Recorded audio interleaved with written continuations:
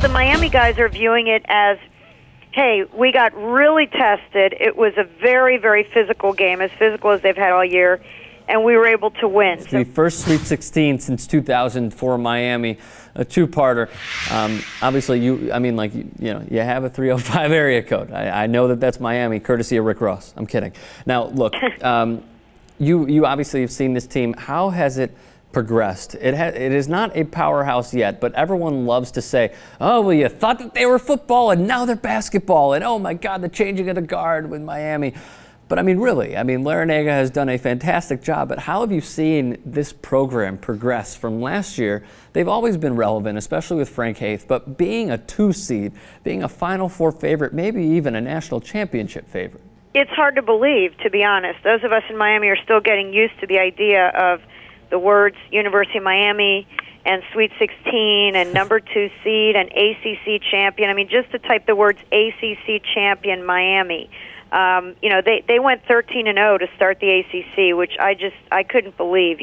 When they beat Michigan State early in the season, I thought it was, they had one great game. They beat Michigan State, but the thing we were saying back then was, but remember, they lost to Florida Gulf Coast. Exactly. That was the joke on this team because they lost to Florida Gulf Coast in the season opener, and so throughout the first half of the season, every time they did anything good, someone would point out, remember, this is the team that lost to Florida Gulf Coast. Well, now obviously we're seeing that Florida Gulf Coast really is not a joke of a team, and it's not that embarrassing to lose to Florida Gulf Coast at this point. They have some pretty good company. But, I really didn't realize that it was going to be this special of a season until I think the first big one was when they won at North Carolina.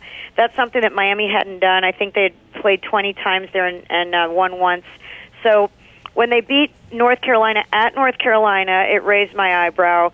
And then when they went on a 13-0 run to start the ACC, they beat Duke by 27 points.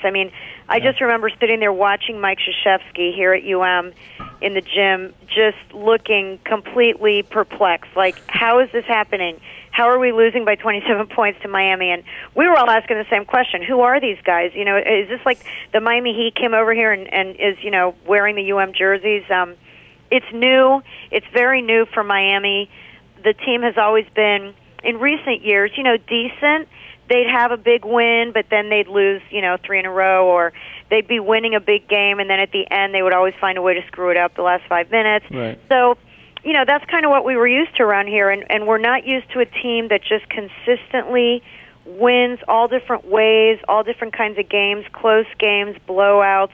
Different people have stepped up, Durant Scott had 32 points, in the ACC tournament, and then Shane's been a constant, but Ryan Brown had 21 the other day. So it's really been a fun season, completely new and different to have them be this dominant. And I don't know what's going to happen in the future. A lot of it is going to depend on Shane because there's already talk about is he going to go to the NBA. Yeah. So if he were to leave and the team has 6 seniors, so that's a completely different team next year. And as good as Coach Larranaga is, I don't know, they might just take a nosedive next year. So it'll be interesting to see if they can build on this with recruiting. They should be able to. Coach said that they're getting lots of emails every day now from high school kids all over saying, hey, look at me, I'm so-and-so. That wasn't happening before. And they had 5 sellouts this year.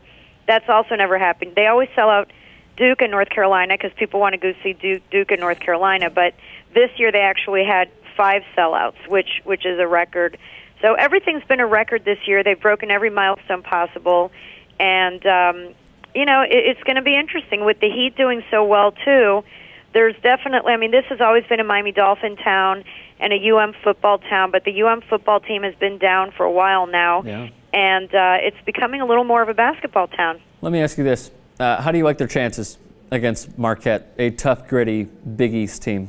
I think it's going to be a difficult game for them. Like I said at the beginning, they have not done as well in the ugly games. They've won them, but when they play against Clemson, FSU, teams that just like to, play a lot of defense and make it difficult, they're not pretty teams. They've had trouble with those teams, but they've won every time, and Illinois was the same the other day. They all said today that they learned a big lesson from the Illinois game, and they are going to play different against Marquette. So I still like their chances against Marquette. I think they will get past Marquette, and then facing Indiana, I think. I mean, who knows? But if it's I wouldn't be Indiana, so sure, Michelle. I wouldn't be so No, sure. You're talking to an alum. Okay. I don't know. I mean, Indiana, they struggled a little bit, but I think it's going to be Miami and Indiana going for a spot in the Final Four. And another little thing to point out is that the Verizon Center in D.C. is the site of Jim Larranaga's greatest triumph of his career. The George Mason game where they beat number 1 UConn was in that building in 2006. And they're going to have, I think a lot of fans in the D.C. area are still fans of Larranaga. So I don't know, that they could end up maybe there's some good karma there for them.